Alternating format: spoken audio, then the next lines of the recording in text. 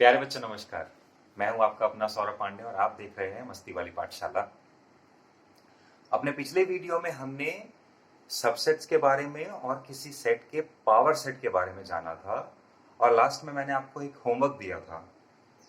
Homework ये था कि एक सेट ए है, उसके अंदर 4 एलिमेंट्स हैं ए बी सी डी और आपको इस सेट का पावर सेट बनाना था। पावर सेट बनाने के लिए हम क्या करते थे, हम ये देखते थे कि सेट में जितने भी एलिमेंट्स हैं उनमें से मैं एलिमेंट्स को कितने तरीके से चूज कर सकता हूं। कहने का मेरा मतलब ये है कि मैं इन 4 एलिमेंट्स में से चारों को चूज करके एक बार सेट बना सकता हूं, या फिर 4 में से सिर्फ 3 को ही चूज करके सेट बना सकता हूं, या फिर 4 में से 2 को सेट चूज करूंगा, 4 में से 1 को चूज करूंगा और 4 में से किसी को भी चूज नहीं करूंगा। तो ये तरीके थे मेरे पास। तो पहले तरीके में अगर मैं किसी भी एलिमेंट को चूज ना करूं तो मेरा सबसेट कौन सा बनेगा, फाई, यानी कि नल सेट, एम्प्टी सेट या वॉइड सेट। फिर अगर सिर्फ एक एलिमेंट को चुनकर मैं सबसेट बनाऊं तो कौन कौन से सेट बनेंगे, ए बी को चूज करके बना सेट, सी को चूज करके बना सेट और डी को चूज करके बना सेट। अब 4 में से 2 को चूज करके बनाऊंगा, ए और बी को, ए और सी, ए और डी, फिर बी सी को चूज कर लिया, बी डी को चूज कर लिया, फिर सी डी को चूज कर लिया। हो गए? और कोई पॉसिबिलिटी है? ए का बी के साथ, ए का सी के साथ, A D, B C, B D, C D. Okay, अब 4 में से 3 को चूज करेंगे। तो पहली पॉसिबिलिटी, ए बी सी को चूज करा, ए बी डी को चूज करा, फिर ए सी डी को चूज करा और बी सी डी को चूज करा, बी सी डी को चूज करा और लास्ट में 4 के चारों को चूज कर लिया, ए बी सी डी। इन 2 सेट्स के बारे में तो हमें पता ही था कि ये तो आएंगे ही आएंगे। क्यों? बिकॉज हर एम्प्टी सेट किसी ना किसी सेट का सबसेट होता है और हर सेट अपना खुद का एक सबसेट होता है। ये दोनों तो आने थे। तो टोटल कितने सबसेट्स बना लिए हम लोगों ने, 1 2 3 4 5 6 7 8 9 10 11 12 13 14 15 16। तो मैंने आपको बताया भी था कि इस सेट के टोटल 16 सबसेट्स बनाए जा सकते हैं मैक्सिमम, उससे ज्यादा आप नहीं बना सकते हो। और मैंने बोला था कि यहां पर चूंकि नंबर ऑफ एलिमेंट्स कितने हैं, 4 हैं, तो number of maximum number of subsets कितने बनेंगे, 2 to the power 4 यानी कि 16, जो कि आया है ना। और हमने देखा भी था कि अगर किसी सेट में n एलिमेंट्स होते हैं तो उसके पावर सेट में 2 to the power n elements होंगे। ओके, तो यहां तक आप समझ गए होपफुली।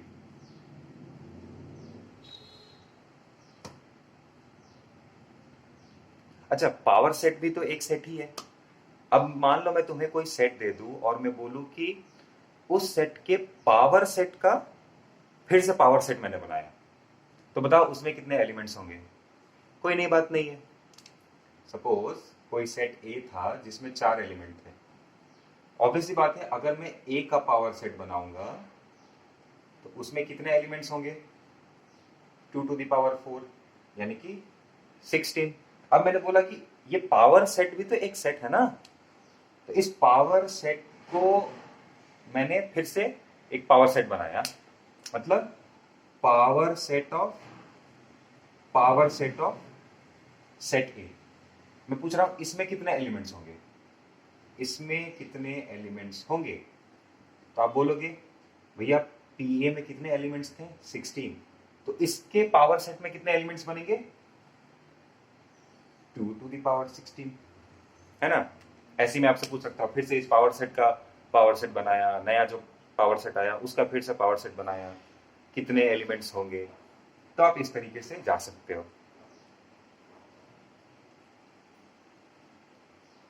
अब आते हैं हम अपने अगले टॉपिक पर।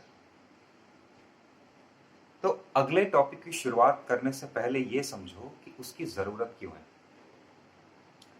सी, सेट रिप्रेजेंटेशन के लिए हमने रोस्टर फॉर्म और सेट बिल्डर फॉर्म के तरीकों को देखा था। हमने देखा था कि अगर मेरे पास इनफाइनाइट सेट है, सेट में इनफाइनाइट नंबर ऑफ एलिमेंट्स है, उस केस में सेट बिल्डर एक बेटर ऑप्शन होता है रोस्टर फॉर्म से। ठीक है, जैसे कि नेचुरल नंबर्स के सेट को हम सेट बिल्डर फॉर्म में भी एक्सप्रेस कर सकते थे, रिप्रेजेंट कर सकते थे, और रोस्टर फॉर्म में भी रिप्रेजेंट कर सकते थे। लेकिन क्या किसी इनफाइनाइट सेट को हम हमेशा रोस्टर फॉर्म में लिख सकते हैं? अगर गौर से सोचोगे तो ऐसा जरूरी नहीं है।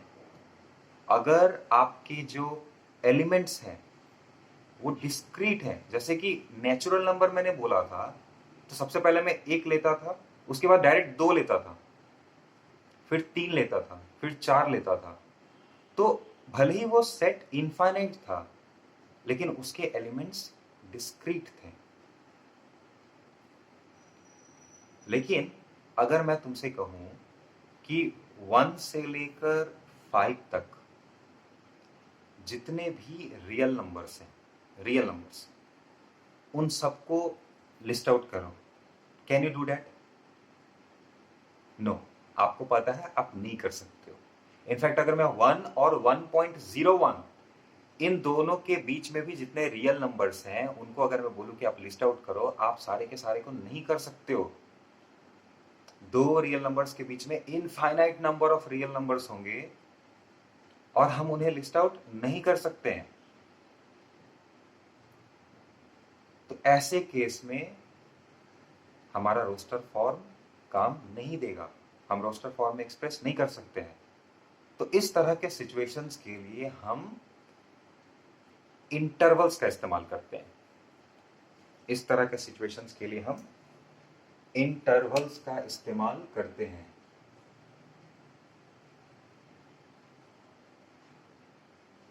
इंटरवल्स, अब ये क्या है? सपोज मैंने तुम्हें बोला कि 1 से लेकर 5 तक के बीच में जितने भी रियल नंबर्स हैं उनका सेट क्या होगा। 1 से लेकर 5 तक इस तरह के स्टेटमेंट का मैं इस्तेमाल कर रहा हूं, तो इसके लिए हम एक सिंबल इस्तेमाल करेंगे। ओके, x, इसके पहले सपोज मैं जो रियल नंबर का सेट है, सेट ऑफ रियल नंबर्स, इसको मैं R से डिनोट कर रहा हूं, कैपिटल R से डिनोट कर रहा हूं। ठीक है, अब मुझे पूरा का पूरा रियल नंबर एक्सप्रेस करने के लिए नहीं बोला गया, मुझे बोला है 1 से लेकर 5 तक जितने भी रियल नंबर्स है उनको मुझे लिखना है। इसको हम कैसे लिखेंगे? x, x क्या है? x उन सारे रियल नंबर्स का एक रिप्रेजेंटेटिव है जो 1 से लेकर 5 तक आ रहे हैं। तो x बिलोंग्स टू, अब देखो इस तरीके से मैंने लिखा, 1, 5 और फिर ये स्क्वायर ब्रैकेट दे दिया मैंने, comma x belongs to real number. देखो अब मैंने उसको इस तरीके से लिखा है। x क्या है? x एक रियल नंबर है और 1 से लेकर 5 तक 1 को भी पकड़ा, 5 को भी पकड़ा, और उसके बीच में जितने भी रियल नंबर्स हैं उसको मैंने इस तरीके के, इस तरह के नोटेशन से रिप्रेजेंट किया।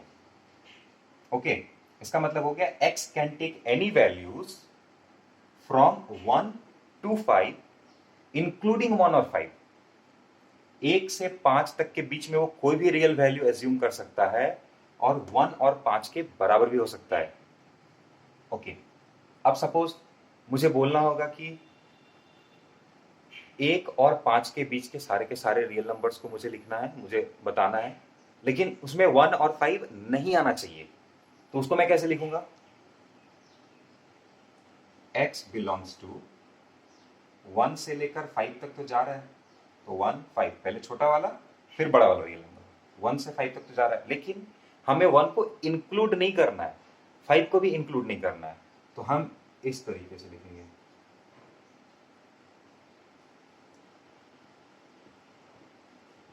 ये दे देने का मतलब इसके जस्ट बाद जो नंबर है हमें उसको इंक्लूड नहीं करना है अपने सेट में। 5 है, उसके जस्ट बाद ये वाली ब्रैकेट दी हुई है, हम इसे, इसका मतलब ये हुआ कि हम 5 को इंक्लूड नहीं करेंगे। स्क्वायर ब्रैकेट देने का मतलब हो रहा है कि हमें एंड पॉइंट्स को इंक्लूड करना है। अब थर्ड सिनेरियो सोचो, सपोज हमें 1 से लेकर 5 तक जाना है, 1 से लेकर 5 तक के सारे नंबर्स को लेना है, लेकिन 1 को नहीं लेना है, 1 मुझे नहीं चाहिए, उसके बाद मुझे 5 तक चाहिए। तो मैं कैसे लिखूंगा? x बिलोंग्स टू 1 नहीं चाहिए तो मैं ये वाला ब्रैकेट दूंगा, और 5 चाहिए तो उसके बाद में ये वाला ब्रैकेट दूंगा, square bracket, and x belongs to my real number. Fourth case, 1 चाहिए लेकिन 5 नहीं चाहिए, तो x belongs to 1, square bracket दिया बिकॉज मुझे 1 चाहिए, कॉमा 5, और 5 मुझे नहीं चाहिए तो फिर मैंने ये वाला ब्रैकेट दे दिया। ओके, तो स्क्वायर ब्रैकेट का साइन का मतलब होता है हमें वो वाला एंड पॉइंट लेना है, और स्मॉल ब्रैकेट का मतलब होता है कि हमें एंड पॉइंट्स को नहीं लेना है, एंड पॉइंट को नहीं लेना है। अब देखो इसे इसे पढ़ते कैसे हैं? इसे पढ़ते हैं closed interval, closed interval. Why? Because ये जो दरवाजे हैं ना, दरवाजे ये बंद है, ये बंद है, मुझे 1 और 5 को लेना है तो ये बंद है। सो इसे हम पढ़ेंगे क्लोज्ड इंटरवल 1 to 5। इसे दोनों दरवाजे खुले हुए, 1 को भी नहीं ले रहे, 5 को भी नहीं ले रहे, दोनों दरवाजे खुले हुए, तो इसे हम पढ़ेंगे open interval 1 to 5। Okay, open interval, open interval, और ये हमारा क्या हो गया? Closed interval. ये क्या, कौन सा हो जाएगा? Open closed interval, open closed interval, open closed, और ये कौन सा हो जाएगा? क्लोज्ड है फिर ओपन है, क्लोज्ड ओपन इंटरवल। तो इस तरीके से भी हम एक इनफाइनाइट सेट को रिप्रेजेंट कर सकते हैं। ठीक है, याद रखना, पहले छोटा वाला रियल नंबर लिखना है, फिर बड़ा वाला रियल नंबर लिखना है, पहले छोटा वाला फिर बड़ा वाला। ओके,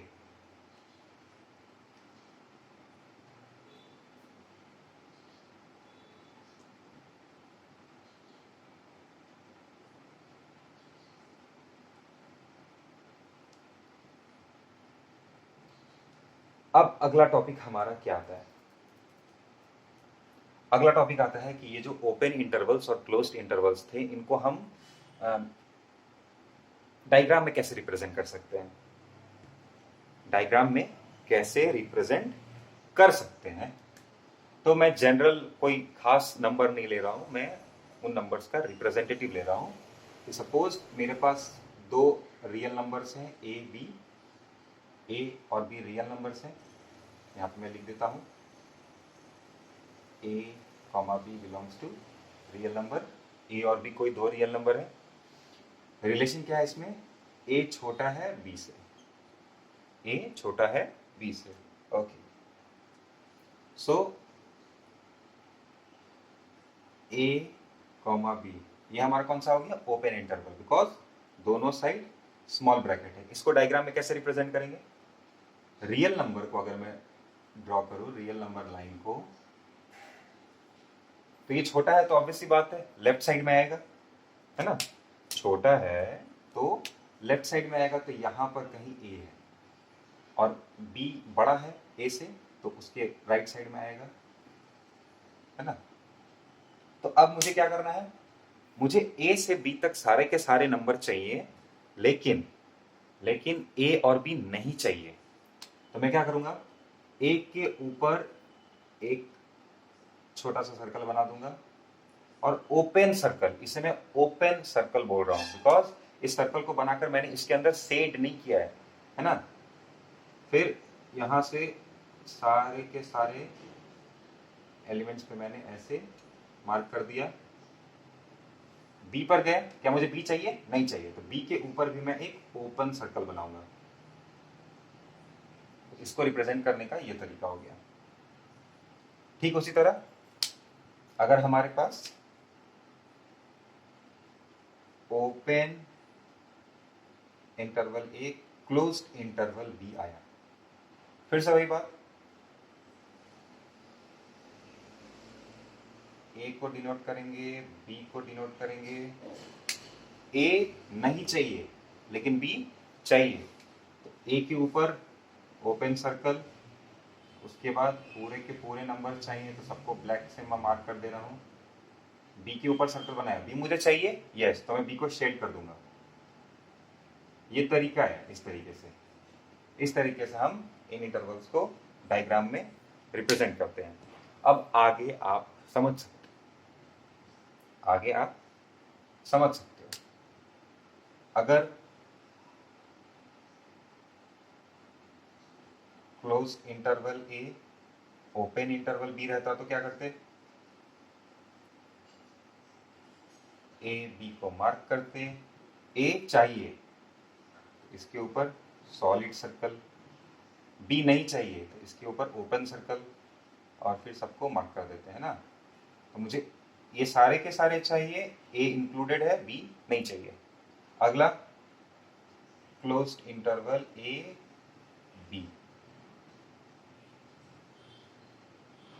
सो ए बी को मैंने मार्क कर दिया, ए भी चाहिए बी भी चाहिए, तो ए के ऊपर भी क्लोज्ड सर्कल बनाऊंगा, इन सबको मार्क करूंगा ऐसे, और बी भी मुझे चाहिए।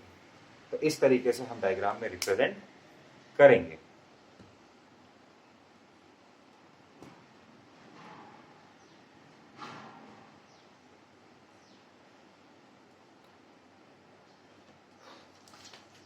अब अगला टॉपिक हमारा क्या आता है, अगला टॉपिक है हमारा यूनिवर्सल सेट।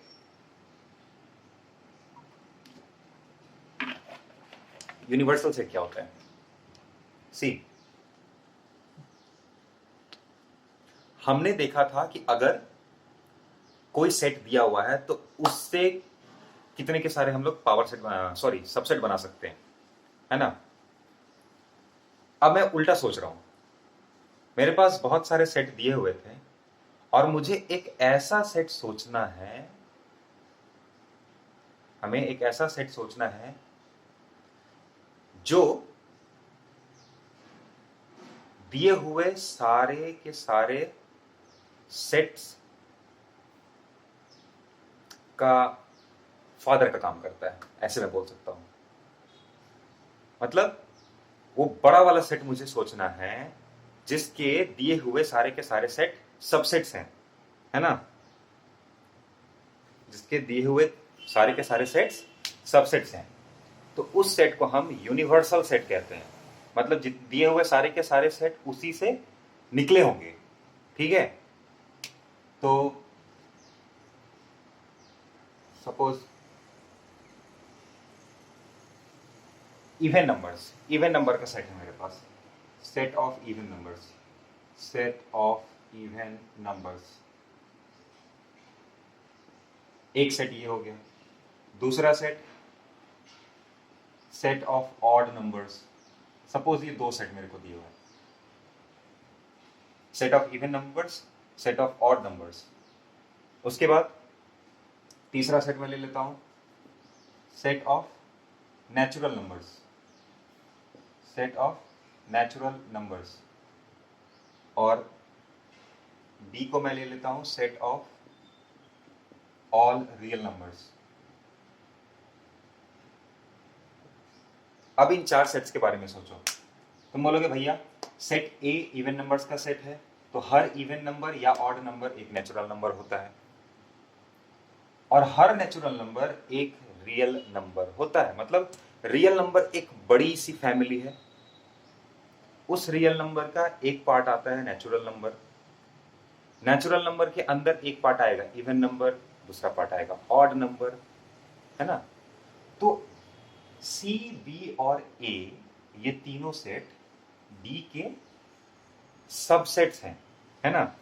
तो मैं इसे यूनिवर्सल सेट का नाम दे रहा हूं, यूनिवर्सल सेट। ठीक है। अगर मुझे इसको डायग्राम के फॉर्म में रिप्रेजेंट करना होगा तो कैसे करूंगा, है ना। डायग्राम के फॉर्म में अगर मुझे रिप्रेजेंट करना होगा तो मैं कैसे करूंगा। तो suppose set of all real numbers को मैंने एक ऐसे रेक्टेंगल के थ्रू दिखा दिया, ओके। इसके अंदर सारे के सारे रियल नंबर्स, जितने भी रियल नंबर्स पॉसिबल हो सकते हैं वो सारे के सारे इसके अंदर आ रहे हैं। So this is my set of real numbers are. अब इसके अंदर नेचुरल नंबर का सेट होगा, तो क्या सारे के सारे नेचुरल नंबर, क्या सारे के सारे रियल नंबर नेचुरल नंबर है? नहीं। जीरो को पकड़ लो, जीरो एक होल नंबर है, -1 -2 ये नेचुरल नंबर्स नहीं है। तो इस पूरे के पूरे में प्लस माइनस सब आ रहे होंगे, हमें नेचुरल नंबर्स करना है। तो नेचुरल नंबर सपोज उसका एक छोटा सा भाग होगा, ये 1 2 3 4 एंड सो ऑन, ये मेरा नेचुरल नंबर का सेट हो गया, ये मेरा नेचुरल नंबर का सेट हो गया। अब इस नेचुरल नंबर के अंदर, इस नेचुरल नंबर के अंदर हमारा इधर कहीं इवन नंबर का सेट आ गया, सपोज इवन नंबर का सेट आ गया। ये इवन नंबर को मैं ऐसे ब्लैक से शेड कर दे रहा हूं। और फिर ऑड नंबर भी नेचुरल नंबर होंगे तो वो नेचुरल नंबर के अंदर ही आएंगे। और इसको मैं शेड नहीं कर रहा हूं, इसको मैं सपोज ऑड वाले को मैं ब्लू से कलर कर देता हूं, ऑड वाले को मैं ब्लू से कलर कर देता हूं।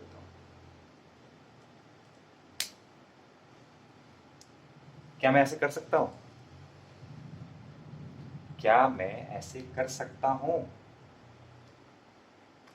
अगर आपने नोटिस किया होगा तो मैं ऐसे नहीं कर सकता। मैं अगर मैं इसको इवन नंबर बोल रहा हूं, जाहिर सी बात है भैया, नेचुरल नंबर्स का जो फैमिली होगा उसमें या तो इवन नंबर्स होंगे या फिर ऑड नंबर्स होंगे। और किसी तरह की पॉसिबिलिटी है क्या?